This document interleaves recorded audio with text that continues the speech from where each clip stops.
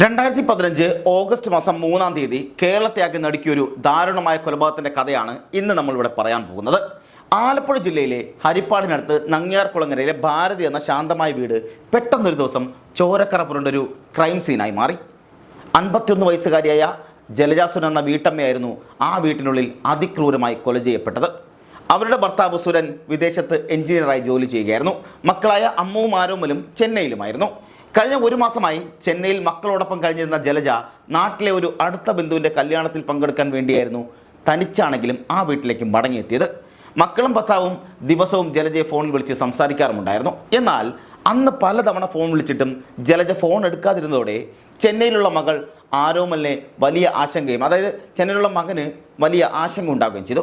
അവനുടൻ തന്നെ നാട്ടിലുള്ള തൻ്റെ സുഹൃത്തും അയൽവാസിയുമായ കണ്ണനെ ഫോൺ വിളിച്ച് കാര്യങ്ങൾ പറയുകയും അമ്മയൊന്ന് പോയി പെട്ടെന്ന് നോക്കാവോ, എന്താണെന്നൊന്ന് അന്വേഷിക്കാമോ എന്ന് ആവശ്യപ്പെടുകയും ചെയ്തു. ആരോമൽ പറഞ്ഞനുസരിച്ച് കണ്ണൻ ജലജയുടെ വീട്ടിലെത്തുമ്പോൾ സമയം ഏതാണ്ട് അർദ്ധരാത്രി 12:30 കഴിഞ്ഞിരുന്നു. വീടിൻ്റെ മുൻവശത്തെ വാതിൽ നിഗൂഢമായ രീതിയിൽ തുറന്നു കിടക്കുകയായിരുന്നു. കണ്ണൻ പുറത്തുനിന്ന് പലതവണ വിളിച്ചു നോക്കി, കോളിംഗ് ബെല്ലടിച്ചു, വാതിലിൽ മുട്ടി നോക്കി. എന്നാൽ അകത്തുനിന്ന് യാതൊരു പ്രതികരണവും ഉണ്ടായില്ല. ഒടുവിൽ ഭയത്തോടെ അവൻ അകത്തേക്ക് കയറി നോക്കുമ്പോഴാണ് ആ ഭീകരമായ കാഴ്ച കാണാനിടയായത്. ജലജ ചോരയിൽ കുളിച്ച് കിടപ്പുമുറിയിൽ ജീവനറ്റ് കിടക്കുന്നു. അതൊരു സ്വാഭാവിക മരണമല്ലെന്ന് ഒറ്റ നോട്ടത്തിൽ തന്നെ വ്യക്തവുമായിരുന്നു. ഭയന്നുപോയ കണ്ണൻ പെട്ടെന്ന് തന്നെ പുറത്തിറങ്ങി അയൽക്കാരെ വിവരമറിയിക്കുകയും ചെയ്തു. നാട്ടുകാരും അയൽക്കാരും ഓടിക്കൂടിയതോടെ പോലീസിനെ അവർ തന്നെ വിവരമറിയിച്ചു. പോലീസും ഏതാണ്ടെത്തി. നേരം വെളുക്കാറാവുമ്പോഴേക്കും പോലീസ് സ്ഥലത്തെത്തി വിശദമായ പരിശോധനകളും ആരംഭിച്ചു. തലയുടെ പിൻഭാഗത്ത് ഭാരമുള്ള എന്തോ വസ്തു കൊണ്ട് ശക്തമായുള്ള അടിയാണ് മരണകാരണമെന്ന് പ്രാഥമിക പരിശോധനയിൽ തന്നെ വ്യക്തവുമായി. മൃതദേഹത്തിൽ നിന്നും അവരുടെ താലിമാലയും 2 സ്വർണ്ണവളകളും വീട്ടിൽ സൂക്ഷിച്ചിരുന്ന 9,000 രൂപയും ഒപ്പം ഒരു മൊബൈൽ ഫോണും നഷ്ടപ്പെട്ടിരുന്നു. എന്നാൽ വിചിത്രമെന്ന് പറയട്ടെ, അവരുടെ കാതുകളിലുണ്ടായിരുന്ന സ്വർണ്ണക്കമ്മലുകൾ മാത്രം നഷ്ടപ്പെട്ടിട്ടുണ്ടായിരുന്നില്ല. സാധാരണ ഒരു മോഷണ ശ്രമത്തിനിടയിൽ നടക്കുന്ന കൊലപാതകമാണെങ്കിൽ വിലപിടിപ്പുള്ള കമ്മലുകൾ കൂടി മോഷ്ടാക്കൾ കൊണ്ടുപോകണമായിരുന്നു. ഇതോടെ ഇതൊരു സാധാരണ മോഷണ കേസല്ലെന്ന് പോലീസ് ആദ്യമേ സൂചന ലഭിച്ചിരുന്നു. പോലീസ് മൃതദേഹത്തിൽ ഇൻക്വസ്റ്റുകൾ നടപടികളെല്ലാം പൂർത്തിയാക്കി പോസ്റ്റ്മോർട്ടത്തിന് അയക്കുകയും അതിനുശേഷം മൃതദേഹം ബന്ധുക്കൾക്ക് വിട്ടുകൊടുത്ത് സംസ്കരിക്കുകയും ചെയ്തു. എന്നാൽ ആദ്യഘട്ട കൊലപാതകത്തെക്കുറിച്ച് യാതൊരുവിധ സൂചനയും പോലീസിന് ലഭിച്ചതുമില്ല. ദൃക്സാക്ഷികളാരും തന്നെ ഇല്ലാത്ത ഈ കേസിൽ സാഹചര്യ തെളിവുകളും അതുപോലുള്ള ശാസ്ത്രീയപരമായ അന്വേഷണമായിരുന്നു ഏറ്റവും നിർണായകം. എന്നാൽ ആദ്യത്തെ വിലപ്പെട്ട മണിക്കൂറുകളിൽ തന്നെ പോലീസ് ശേഖരിക്കേണ്ടിയിരുന്ന പല പ്രധാന തെളിവുകളും നഷ്ടപ്പെടുത്തിയെന്ന വലിയ ആരോപണം നാട്ടുകാർക്കിടയിൽ വലിയ ഭാഗത്തുനിന്ന് ഉണ്ടാവുകയും ചെയ്തു. മോഷണത്തിന് വേണ്ടിയുള്ള കൊലപാതകമല്ല ഇതെന്ന കാര്യത്തിൽ പോലീസിന് ഉറപ്പായിരുന്നെങ്കിലും പ്രതിയെ കണ്ടെത്താൻ അവർക്ക് കഴിഞ്ഞിരുന്നില്ല. അങ്ങനെ 3 മാസങ്ങൾ ഒരു തുമ്പും ലഭിക്കാതെ കടന്നുപോയി. ജനങ്ങളുടെ പ്രതിഷേധവും വിവാദങ്ങളും ശക്തമായതോടെ കേസിൻ്റെ അന്വേഷണം ആലപ്പുഴ ജില്ലാ ക്രൈംബ്രാഞ്ച് സംഘത്തിന് കൈമാറാൻ സർക്കാർ തീരുമാനിച്ചു. നിർഭാഗ്യവശാൽ ക്രൈംബ്രാഞ്ച് അന്വേഷണവും ഒരിടത്തും എത്താതെ വഴിമുട്ടി നിൽക്കുന്ന സാഹചര്യവുമുണ്ടായി. വിദേശ തൊഴിൽ പരിശീലനത്തിനും തൊഴിലവസരങ്ങൾക്കും little flower engineering institute Kalamassery. പഠിച്ചാൽ ജോലി ഉറപ്പാണ്. കേസ് വലിയ രാഷ്ട്രീയ വിവാദങ്ങളിലേക്ക് നീങ്ങുന്നതോടെ സംഭവം CBIക്ക് വിടാൻ സർക്കാർ ആലോചിച്ചെങ്കിലും CBI ഈ കേസ് ഏറ്റെടുക്കാൻ തയ്യാറായിരുന്നില്ല. ഭരണകൂടം പ്രതികളെ സംരക്ഷിക്കുകയാണെന്ന തരത്തിൽ പൊതുജനങ്ങൾക്കിടയിൽ വലിയ തോതിലുള്ള ആരോപണങ്ങൾ ഉയർന്നു വരികയും ചെയ്തു. കൊലപാതകം നടക്കുന്ന സമയത്ത് രമേശ് ചെന്നിത്തലയായിരുന്നു അന്നത്തെ സംസ്ഥാന ആഭ്യന്തര വകുപ്പ് മന്ത്രി. അദ്ദേഹത്തിൻ്റെ സ്വന്തം മണ്ഡലത്തിലായിരുന്നു ഈ ക്രൂരകൃത്യം നടന്നതെന്നതുകൊണ്ട് തന്നെ പ്രതിഷേധത്തിൻ്റെ ആക്കവും കൂടി. പിന്നീട് ഉമ്മൻചാണ്ടി സർക്കാർ മാറി ഇടതുപക്ഷ സർക്കാർ അധികാരത്തിൽ വന്നു, അതായത് പിണറായി സർക്കാർ അധികാരത്തിൽ വന്നു. എന്നിട്ടും പ്രതികളെ പിടികൂടാൻ കഴിയാതിരുന്നത് വലിയ ജനരോഷത്തിന് കാരണവുമായി. ഈ സാഹചര്യത്തിലാണ് കേസ് തെളിയിക്കാൻ വേണ്ടി ക്രൈംബ്രാഞ്ചിൻ്റെ ഒരു പ്രത്യേക അന്വേഷണ സംഘം രൂപീകരിക്കുന്നത്.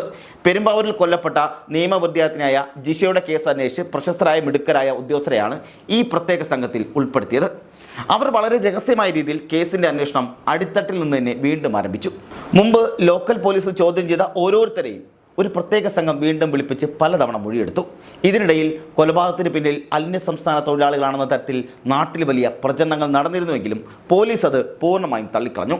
കാരണം കൊല്ലപ്പെട്ട ജലജയുടെ വീടുമായി വളരെ അടുത്ത ബന്ധമുള്ള ആ വീടിൻ്റെ കൃത്യമായ അന്തരീക്ഷം അറിയുന്ന ആരോ ഒരാളാണ് കൊലപാതകമെന്ന് അന്വേഷണ സംഘം ഉറപ്പിച്ച് പറഞ്ഞു.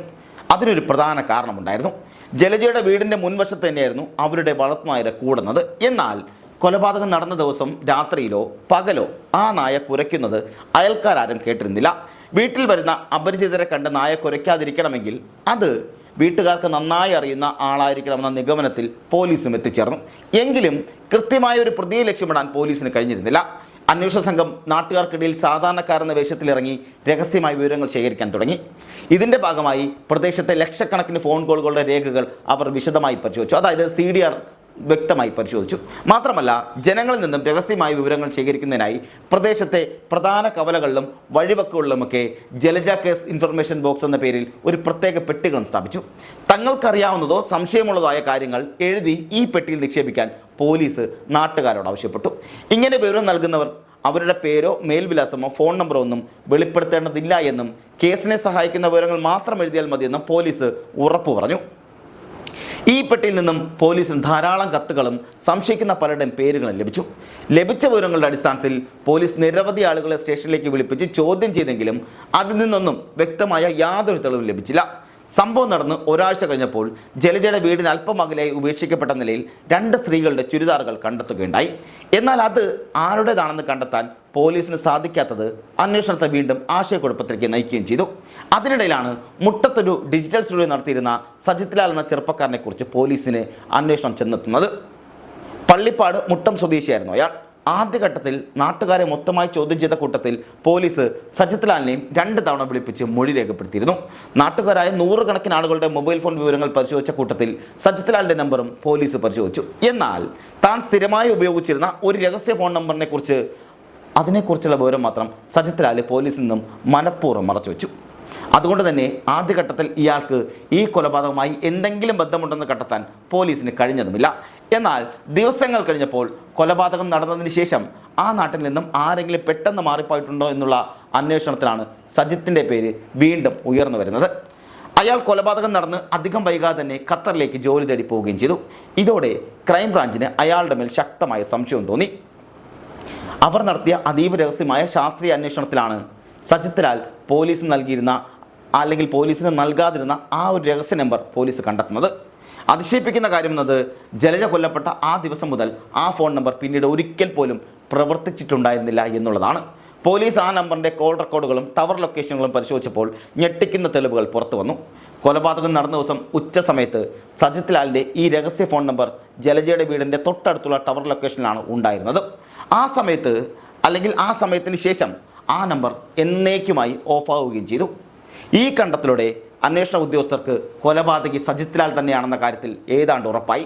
അതിന് പ്രധാനമായും 4 ശക്തമായ കാരണങ്ങളാണ് ഉണ്ടായിരുന്നത്. ഒന്നാമതായി, താൻ ഉപയോഗിച്ചിരുന്ന ഒരു നമ്പർ അയാൾ പോലീസിൽ നിന്നും വ്യക്തമായി ബോധപൂർവ്വം മറച്ചുവെച്ചു. രണ്ടാമത്തെ കാര്യമെന്നത് കൊലപാതകം നടന്ന കൃത്യമായ സമയത്ത് ആ ഫോൺ നമ്പർ ജലജയുടെ വീടിൻ്റെ ടവർ ലൊക്കേഷനിൽ തന്നെ ഉണ്ടായിരുന്നു എന്നുള്ളതാണ്. മൂന്നാമത്തേതും പ്രധാനപ്പെട്ടതുമായ കാര്യം, കൊലപാതകം കഴിഞ്ഞയുടൻ ആ നമ്പർ പ്രവർത്തനരഹിതമായി എന്നുള്ളതാണ്. നാലാമതായി, നാട്ടിൽ സ്വന്തമായി സ്റ്റുഡിയോ നടത്തിയിരുന്ന അയാൾ പെട്ടെന്ന് എല്ലാം ഇട്ടെറിഞ്ഞ് എല്ലാം ഉപേക്ഷിച്ച് ഖത്തറിലേക്ക് കടന്നു കളയുന്നു. ഈ സാഹചര്യ തെളിവുകൾ വെച്ച് സജിത് ലാലാണ് പ്രതിയെന്ന് ക്രൈംബ്രാഞ്ച് ഉറപ്പിച്ചെങ്കിലും അയാൾ അപ്പോഴേക്കും വിദേശത്ത് സുരക്ഷിതനായിരുന്നു. ഇയാളെ എങ്ങനെയെങ്കിലും നാട്ടിലെത്തിക്കാമെന്നായിരുന്നു പോലീസിൻ്റെ അടുത്ത വെല്ലുവിളി. ക്രൈംബ്രാഞ്ച് സംഘം നേരെ സജിത് ലാലിന് ഖത്തറിലേക്ക് പോകാൻ വിസ ശരിയാക്കി നൽകിയ ട്രാവൽ ഏജന്റിനെ പോയി കണ്ട് കാര്യങ്ങൾ ബോധ്യപ്പെടുത്തി. ട്രാവൽ ഏജന്റ് വഴി ഖത്തറിലുള്ള സജിത് ലാലിൻ്റെ സ്പോൺസറെ പോലീസ് ബന്ധപ്പെട്ടു. വിസയിൽ ചില സാങ്കേതിക പ്രശ്നങ്ങളുണ്ടെന്നും അത് പരിഹരിക്കാൻ ഉടൻ തന്നെ നാട്ടിൽ പോയി വരണമെന്നും സ്പോൺസറും ട്രാവൽ ഏജന്റും സജിത് ലാലിനെ വിളിച്ച് പറഞ്ഞ് വിശ്വസിപ്പിച്ചു. വിസ പ്രശ്നം പരിഹരിക്കാൻ വേണ്ടിയാണ് അങ്ങനെ കരുതി 2017 ഡിസംബർ 24 സജിത് ലാൽ നെടുമ്പാശ്ശേരി എയർപോർട്ടിൽ വിമാനമിറങ്ങി. അവിടെ ഉണ്ടായിരുന്ന ക്രൈംബ്രാഞ്ചിൻ്റെ പ്രത്യേക അന്വേഷണ സംഘം അയാളെ വിമാനത്താവളത്തിൽ വെച്ച് തന്നെ സാഹസികമായി കസ്റ്റഡിയിലെടുത്തു. തുടർന്ന് രഹസ്യ കേന്ദ്രത്തിൽ വെച്ച് നടത്തിയ വിശദമായ ചോദ്യം ചെയ്യലിൽ അപ്പോഴാണ് ആ കൊലപാതക രാത്രി നടന്ന യഥാർത്ഥ വിവരങ്ങൾ പുറം ലോകം അറിയുന്നത്. ജലജയുടെ അയൽവാസിയായ രാജു എന്ന വ്യക്തിയുടെ അടുത്ത സുഹൃത്തായിരുന്നു സജിത് ലാൽ. സംഭവം നടന്ന ദിവസം രാജുവിനെ കാണാൻ വേണ്ടിയാണ് സജിത് ലാൽ അയാളുടെ വീട്ടിലെത്തിയത്. എന്നാൽ രാജു അവിടെ ഉണ്ടായിരുന്നില്ല. ജലജയുടെ കാർ സർവീസിന് കൊടുക്കാൻ താൻ പോകുന്നെന്ന് രാജു മുമ്പ് തന്നെ സജിത്തിനോട് പറഞ്ഞിരുന്നു.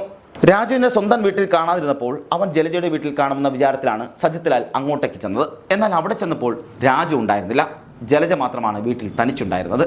ആ സമയത്ത് നല്ലവണ്ണം മദ്യപിച്ചിരുന്ന സജിത് ലാലിന് ജലജ തനിച്ചാണെന്ന് കണ്ടപ്പോൾ ദുർബല ബുദ്ധി തോന്നി. അയാൾ ജലജയോട് വളരെ മോശമായ രീതിയിൽ സംസാരിക്കുകയും അവരുടെ ശരീരത്തിൽ ബലമായി കയറി പിടിക്കാൻ ശ്രമിക്കുകയും ചെയ്തു. എന്നാൽ ജലജ അതിശക്തമായി അയാളെ ചെറുത്തു. അങ്ങനെ ആ ചെറുത്തുനിൽപ്പ് ഒരു സംഘർഷത്തിലേക്ക് മാറി. ഇവരും തമ്മിൽ വീടിനുള്ളിൽ വെച്ച് വലിയ ഉന്തും തള്ളും അടിപിടിയും ഉണ്ടായി. ഇതിനിടയിൽ ദേഷ്യം മൂത്ത സജിത് ലാൽ അവിടെ ഇരുന്ന ഭാരമേറിയ ഒരു വെങ്കല നിലവിളക്കെടുത്ത് ജലജയുടെ തലയുടെ പിൻഭാഗത്ത് ശക്തമായി അടിക്കുകയായിരുന്നു. ആ ഒരൊറ്റ അടിയിൽ തന്നെ ജലജ ബോധരഹിതയായി നിലത്ത് വീണു. തലയുടെ പിന്നിലേറ്റ ആഴത്തുള്ള ആ മുറിവാണ് അവരുടെ പെട്ടെന്നുള്ള മരണത്തിന് കാരണമായത്. ജലജ മരിച്ചുവെന്ന് ഉറപ്പായതോടെ ഇതൊരു സാധാരണ മോഷണ ശ്രമത്തിനിടയിൽ നടന്ന കൊലപാതകമാണെന്ന് വരുത്തി തീർക്കാൻ സജിത് ലാൽ ശ്രമിച്ചുകൊണ്ടേയിരുന്നു. അതിനായി അവരുടെ ശരീരത്തിലുണ്ടായിരുന്ന താലിമാലയും വളകളും അയാൾ ഊരിയെടുത്തു. കമ്മൽ ഊരിയെടുക്കാൻ ശ്രമിച്ചാൽ കൂടുതൽ സമയമെടുക്കുമെന്നതിനാലും പിടിക്കപ്പെടുമെന്ന ഭയത്താലും കമ്മൽ മാത്രം കാതിൽ തന്നെ ബാക്കി വെച്ച് തുടർന്ന് വീട്ടിൽ സൂക്ഷിച്ചിരുന്ന ഏതാണ്ട് 9,000 രൂപയും ഒരു മൊബൈൽ ഫോണും അയാൾ കൈക്കലാക്കുകയും ചെയ്തു. അതിനുശേഷം യാതൊരു ഭയവുമില്ലാതെ വീടിൻ്റെ മുകളിലെ ബാത്റൂമിൽ കയറി കുളിച്ച് ശരീരത്തിലെ ചോരക്കറകളെല്ലാം കഴുകിക്കളഞ്ഞ് അവിടെ നിന്നും ആരും കാണാതെ അയാൾ രക്ഷപ്പെടുകയും ചെയ്തു. ദിവസങ്ങൾക്ക് ശേഷം ജലജയുടെ വീട്ടിൽ നിന്നും മോഷ്ടിച്ച മൊബൈൽ ഫോൺ ഒരൊറ്റ തവണ മാത്രം ഓണായെങ്കിലും അത് ആരുടെ കയ്യിലാണെന്ന് കണ്ടെത്താൻ പോലീസിന് കഴിഞ്ഞതുമില്ല. അറസ്റ്റ് രേഖപ്പെടുത്തിയ സജിത് ലാലിനെ കോടതിയിൽ ഹാജരാക്കി മാവേലിക്കര സബ് ജയിലിലേക്ക് റിമാൻഡ് ചെയ്തു. പിന്നീട് തിരുവനന്തപുരം സെൻട്രൽ ജയിലിലേക്ക് പ്രതിയെ മാറ്റുകയും ചെയ്തു. കൂടുതൽ തെളിവെടുപ്പുകൾക്കായി ഹരിപ്പാട് കോടതിയിൽ ഹാജരാക്കി പോലീസ് കസ്റ്റഡിയിലും വാങ്ങി. NDPC ഗസ്റ്റ് ഹൗസിൽ വെച്ച് അന്നത്തെ ക്രൈംബ്രാഞ്ച് IG S ശ്രീജിത്തിൻ്റെ നേതൃത്വത്തിൽ പ്രതിയെ വീണ്ടും ചോദ്യം ചെയ്തു. അതിനുശേഷം വൈകുന്നേരത്തോടെ കൊലപാതകം നടന്ന വീട്ടിൽ തെളിവെടുപ്പിനായി എത്തിച്ചപ്പോൾ സജിത് ലാലിനെ കാണാൻ വൻ ജനക്കൂട്ടമാണ് തടിച്ചുകൂടിയിരുന്നത്. പ്രകോപിതരായ നാട്ടുകാരും സ്ത്രീകളും അയാൾക്ക് നേരെ ശക്തമായ കൂക്കിവിളികളും ശാപവാക്കുകളും ചൊരിഞ്ഞുകൊണ്ടേയിരുന്നു. ജലജയുടെ വീട്ടിൽ നിന്ന് മോഷ്ടിച്ച മൊബൈൽ ഫോണും കൊലപാതകം നടത്തുമ്പോൾ താൻ ധരിച്ചിരുന്ന ചോര പുരണ്ട ഷർട്ടും പല്ലന കുമാരകോടി ഭാഗത്തുള്ള കടലിൽ എറിഞ്ഞു കളഞ്ഞതായി പ്രതി പോലീസിനോട് സമ്മതിക്കുകയും ചെയ്തു. ഏറെ നാൾ ജയിലിൽ കഴിഞ്ഞ സജിത് ലാലിന് 2018 ജൂലൈ മാസത്തിൽ കോടതി കർശന വ്യവസ്ഥകളോടെ ജാമ്യം അനുവദിച്ചു. കരിയിലക്കുളങ്ങര പോലീസ് സ്റ്റേഷൻ പരിധിയിൽ പ്രവേശിക്കരുതെന്നുള്ള നിബന്ധനയോടെ ഓരോ ലക്ഷം രൂപയുടെ 2 ആൾ ജാമ്യത്തിലാണ് അയാൾ പുറത്തിറങ്ങിയത്. ജാമ്യം കിട്ടിയപ്പോഴേക്കും അയാളുടെ ക്രൂരത മനസ്സിലാക്കിയ ഭാര്യ അയാളെ ഉപേക്ഷിച്ച് പോവുകയും ചെയ്തിരുന്നു. നാണക്കേട് ഭയന്ന് അയാൾ സ്വന്തം നാട്ടിലേക്കോ വീട്ടിലേക്കോ പോയതുമില്ല. പകരം തിരുവനന്തപുരത്ത് പലയിടങ്ങളിലായി ഒളിവിൽ താമസിച്ച് വരികയുമായിരുന്നു. അങ്ങനെ ഇരിക്കെ 2022 ജൂൺ 14 തിരുവനന്തപുരത്തുള്ള ഗോൾഡൻ അവന്യൂ ഹോട്ടലിൽ സജിത് ലാൽ ഒരു മുറിയെടുക്കുന്നു. എന്നാൽ 2 ദിവസം കഴിഞ്ഞിട്ടും ആ മുറിക്കുള്ളിൽ നിന്നും ആരെങ്കിലും പുറത്തു വരികയോ അത് തുറക്കുകയോ ചെയ്തതുമില്ല. മാത്രമല്ല ഇയാളാരും കണ്ടതുമില്ല. സംശയം തോന്നിയ ഹോട്ടൽ ജീവനക്കാർ വാതിൽ മുട്ടി വിളിച്ചിട്ടും റൂം ബുക്ക് ചെയ്യാൻ നൽകിയ നമ്പറിൽ ബന്ധപ്പെട്ടിട്ടും യാതൊരു പ്രതികരണവും ഉണ്ടായില്ല. ഒടുവിൽ അവർ കണ്ടോൺമെൻറ്റ് പോലീസിനെ വിവരമറിയിച്ചു. പോലീസ് സ്ഥലത്തെത്തി ഒരു ആശാരിയെ വിളിച്ച് വാതിൽ ബലമായി പൊളിച്ച് അകത്ത് കടന്നപ്പോഴാണ് ആ ഞെട്ടിക്കുന്ന കാഴ്ച കണ്ടത്. മുറിക്കുള്ളിൽ സജിത് ലാൽ ചലനമറ്റ നിലയിൽ കിടക്കുകയായിരുന്നു. അയാൾ അവിടെ വെച്ച് ജീവനൊടുക്കിയിരുന്നു. ഇൻക്വസ്റ്റ് നടപടികൾക്ക് ശേഷം മൃതദേഹം തിരുവനന്തപുരം ജനറൽ ആശുപത്രിയിലേക്ക് മാറ്റി.